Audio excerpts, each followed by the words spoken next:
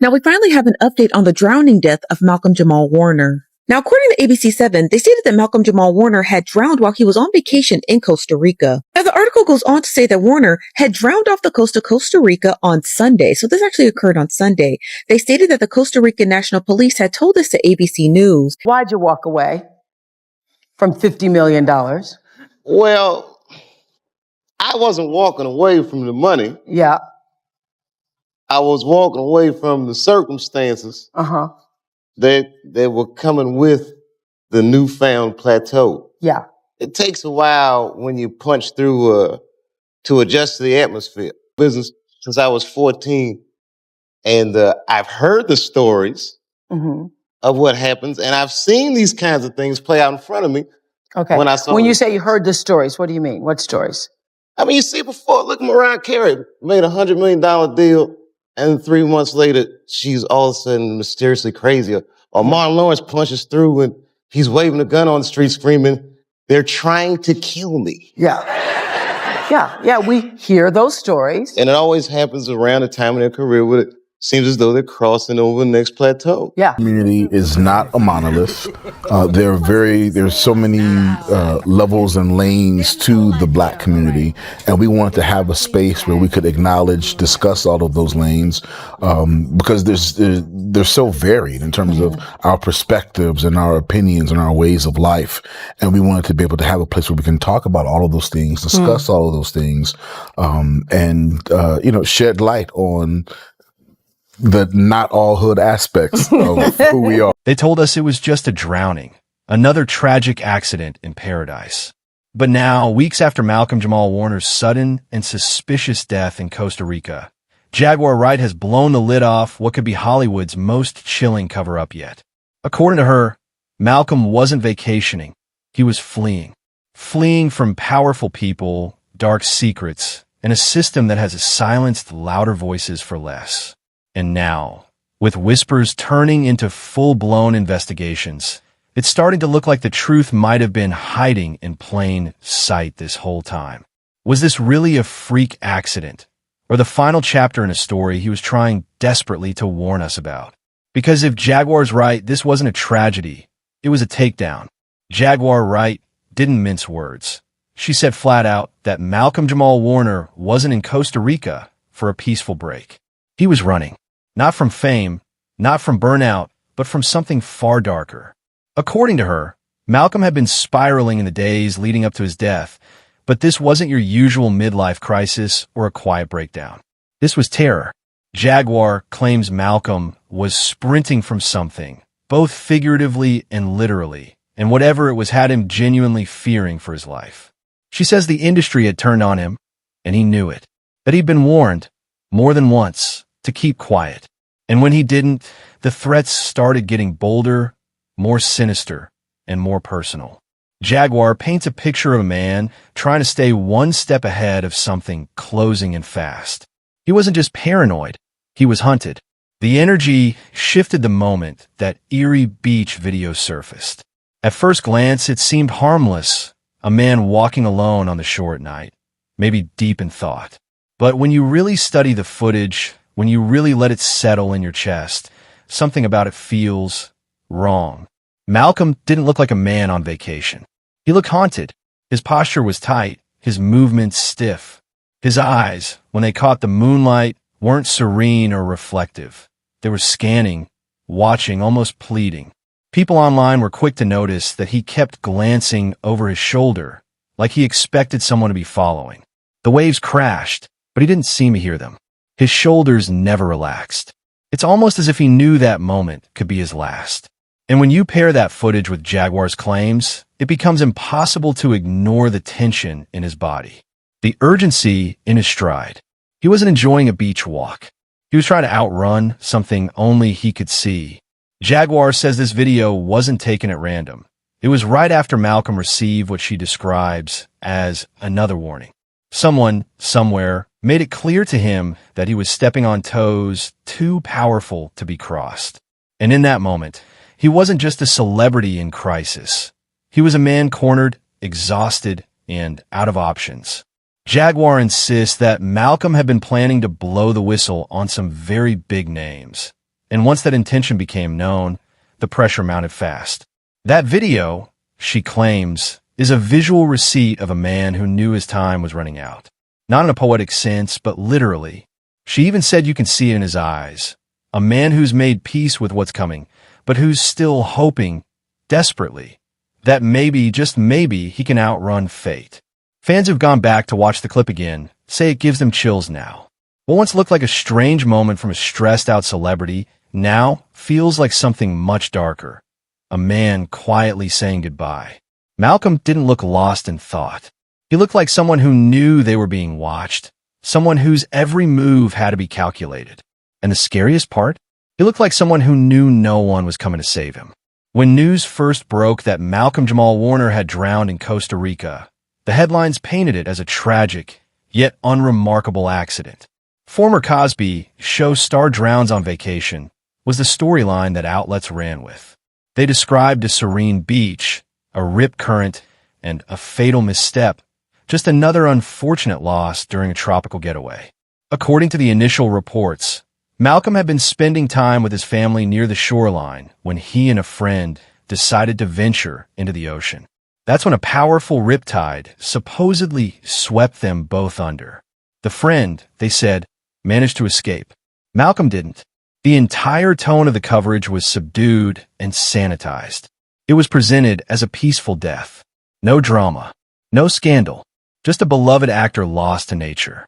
But almost immediately, cracks started forming in that tidy little narrative. The Judicial Investigation Agency in Costa Rica released a statement claiming that Malcolm had entered the water with his daughter nearby. They said he was playing with her at the shoreline before deciding to swim with a friend, and that's when the riptide struck. But then, out of nowhere, the head of Costa Rica's tourist police came forward with a totally different version of events. He claimed that Malcolm's daughter wasn't even at the beach when the drowning happened. According to him, neither she nor other family members were present at the time of the incident. That one contradiction blew the whole thing wide open. Because if Malcolm wasn't playing with his daughter, and if his family wasn't there at all, then why were official reports saying otherwise? Who crafted that original version of events? And more importantly, why did it need to be altered? And the inconsistencies didn't stop there. One source claimed a surfer helped pull Malcolm's daughter to shore using a board. Another version says there was no daughter in the water at all. Some said lifeguards rushed in to save the group. Others claimed there were no trained lifeguards on duty that day. The more you try to pin down a single timeline, the more it slips through your fingers. And for a drowning that supposedly happened in front of witnesses on a public beach, how is it that no two accounts actually match? That's when Jaguar Wright's claims started hitting differently. She's now saying Malcolm didn't drown in the traditional sense at all. According to her, he was already dead or incapacitated before his body even touched the ocean. Jaguar insists that whatever or whoever was chasing Malcolm caught up with him. And that beach was never meant to be a retreat. It was a scene, a setup, a distraction. She claims the drowning narrative was the cleanest way to cover up what really happened. And the inconsistencies in the reports? That's just what happens when multiple people are trying to stitch together a lie without having rehearsed it. Each version sounds just plausible enough until you lay them side by side. Then it all starts to unravel. Jaguar says the moment Malcolm received his final warning, he knew he didn't have long. And that beach walk, the one captured on camera, wasn't a peaceful night stroll. It was the calm before a storm only he could see coming. She claims he'd already been threatened multiple times by powerful industry figures, and his refusal to stay silent had made him a liability. A threat. Jaguar alleges that Malcolm was preparing to expose names, systems, and secrets that would have shaken Hollywood to its core. And once they realized he was serious, they made sure he wouldn't get the chance. Even more chilling, Malcolm was known to be a strong swimmer. Not just average, experienced, athletic. This wasn't someone who panicked in the water or misjudged a current. People who knew him said he was trained, confident, and calm around the ocean. So how does someone like that just drown? Why didn't he fight? Why didn't he signal for help? Why does the footage show a man in mental and emotional distress just hours before, and then suddenly, dead in the water? Jaguar believes It's because Malcolm never had a chance to fight. She says he wasn't pulled under. He was planted. That by the time the current took him, his fate had already been sealed. And when you pair that theory with the back and forth from officials, the vague witness reports, and the oddly emotionless coverage from major media outlets, it starts to look like a cleanup job. A calculated effort to get ahead of the story before it spirals into something much more dangerous. Because if even a fraction of what Jaguar Wright is saying is true, then the drowning story isn't just false, it's part of the crime. Once you peel back the surface of Malcolm-Jamal Warner's death, what's underneath isn't just confusing, it's disturbing. For starters, Malcolm wasn't some amateur swimmer caught off guard by a rogue wave. People who knew him have confirmed he was a strong, confident swimmer, someone who had spent years around the water and knew exactly how to handle a riptide. This wasn't a man who would panic, freeze up, or get disoriented in the surf. So if the ocean pulled him under, why didn't he fight back? Why didn't he scream, signal, struggle? Something? The silence around how it happened feels intentional. Chilling even. Then came the autopsy. And this is where things start getting even more suspicious. When the toxicology report came back, it showed no substances in Malcolm's system. No drugs, no alcohol, nothing. That might sound unremarkable, but it completely shattered one of the earliest public theories, one that tried to paint Malcolm as possibly intoxicated or off during those final moments. Some even hinted he may have been high, depressed, or in a dissociative state. But now, all of that is off the table. He was sober, clear-headed, aware. So what exactly explains that haunted look in his eyes during that beach video? What explains the nervous energy, the glances over his shoulder, the fact that he looked more like a man trying to disappear than unwind? And it's not just the footage or the autopsy. It's the shifting narratives from officials that continue to raise eyebrows.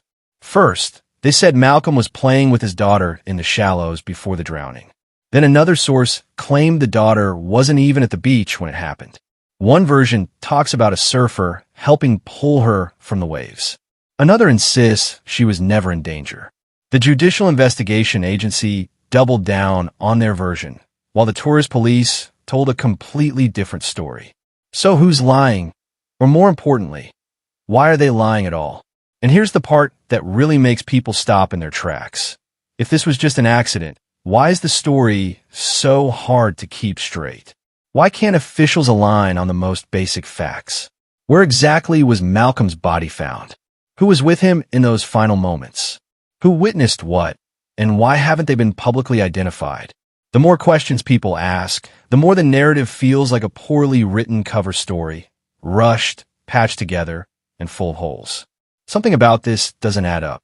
And maybe it's not supposed to. This wouldn't be the first time Hollywood washed its hands while one of its own spiraled or vanished under mysterious circumstances. Because let's be real, when black men in the industry speak out, things start to go left. Fast. The media paints them as erratic, dangerous, mentally unstable. And it's not always subtle. There's a long, ugly history of black entertainers being labeled as crazy the moment they stop playing the game. And when they start calling out the system, that's when things start to get scary. Take Dave Chappelle, for example. Back in 2005, he walked away from a $50 million deal with Comedy Central and disappeared to South Africa overnight. The media went wild. Tabloids spun stories about mental breakdowns, drug binges, and erratic behavior. They made him out to be unstable, ungrateful, even self-destructive. But when Dave sat down with Oprah months later, he told a very different story, and it hit like a gut punch. He wasn't running from money. He was running from control. I wasn't walking away from the money, he told Oprah. I was walking away from the circumstances that came with it. Dave explained that the deeper he got into the industry, the more uncomfortable he became with the kinds of sketches he was being asked to perform. He began to notice a pattern, one where black comedians were expected to humiliate themselves for a laugh, to play into stereotypes that degraded their own people. He said it started to feel like people were laughing at him, not with him. And the second he pushed back, they labeled him difficult, paranoid, crazy. I've heard the stories, Dave told Oprah. I saw what happened to Mariah Carey. $100 million deal, and 3 months later, she's suddenly crazy. Martin Lawrence was waving a gun in the street, screaming, "They're trying to kill me." You see the pattern. That same machine that builds you up, it turns on you the moment you question it. And if you stop cooperating, it doesn't just blacklist you, it destroys your credibility. And maybe that's exactly what Malcolm saw coming. Because if Jaguar Wright's claims are true, Malcolm was preparing to expose the same system Dave warned us about. He was speaking up, asking questions, challenging power, refusing to stay silent. And just like Chappelle, he knew the cost. Except unlike Chappelle, Malcolm didn't get the chance to walk away. He didn't make it to Oprah's couch to tell his side. Instead, he ended up face down in the ocean while the press called it an unfortunate accident. No suspicion, no outrage, just a handful of vague headlines and an eerie silence from an industry that used to celebrate him. So what happens when another black man refuses to play along? What happens when he threatens to expose the rot underneath the glitter? Because if Dave Chappelle's story was a warning, then maybe Malcolm's death is what happens when the warning gets ignored. In the weeks before his death, Malcolm-Jamal Warner wasn't fading into the background. He was getting louder, more intentional, more dangerous. If you listen closely to his recent podcast appearances, you'd hear a man who wasn't just reflecting on Hollywood. He was calling it out. No more veiled language. No more tiptoeing around names. Malcolm was circling the truth, and according to some, getting ready to say it out loud. He spoke about gatekeepers, about how Hollywood recycles the same faces, not based on talent, but on obedience. He questioned how certain people seem untouchable, no matter how many scandals surround them. And most tellingly, he hinted, more than once, that he had receipts, not rumors, not speculation, proof. He said he'd seen things he couldn't unsee, that people you worship on stage were doing unthinkable things behind the scenes, and that when he was ready, he'd tell it straight. That phrasing stuck with people. It wasn't accidental. He knew what he was doing. And based on how he was talking, Malcolm wasn't just another celebrity with opinions. He was becoming a threat. Then came the moment that might have sealed it. The Drake versus Kendrick Lamar battle. At first glance, it was just another rap beef. But to Malcolm, it represented a tectonic shift, an unmasking of power, payola, and silent gatekeeping in the music industry. Malcolm publicly praised Kendrick for what he called the brave unraveling of the machine. He compared Kendrick's diss tracks to pulling back the curtain on the entertainment industrial complex, highlighting how certain artists were propped up, protected, and manufactured. And he didn't stop there. He posted cryptic commentary implying that Kendrick wasn't just battling Drake. He was battling the system that uses artists like Drake. The system that builds empires out of silence and complicity. Malcolm went on to say that if you think it's just rap, you're missing the point. That this battle is only the surface of something way deeper. And some people ain't ready for what comes next. And then nothing. Silence. A week later, he's in Costa Rica. Days after that, he's dead. It all felt too convenient. Too fast. Like someone, somewhere, decided his timeline needed to end before he could connect any more dots. Now that the toxicology report has cleared Malcolm of any drug or alcohol use, that infamous beach footage hits completely different. At first, people thought he looked off because he might have been high, or maybe having a breakdown.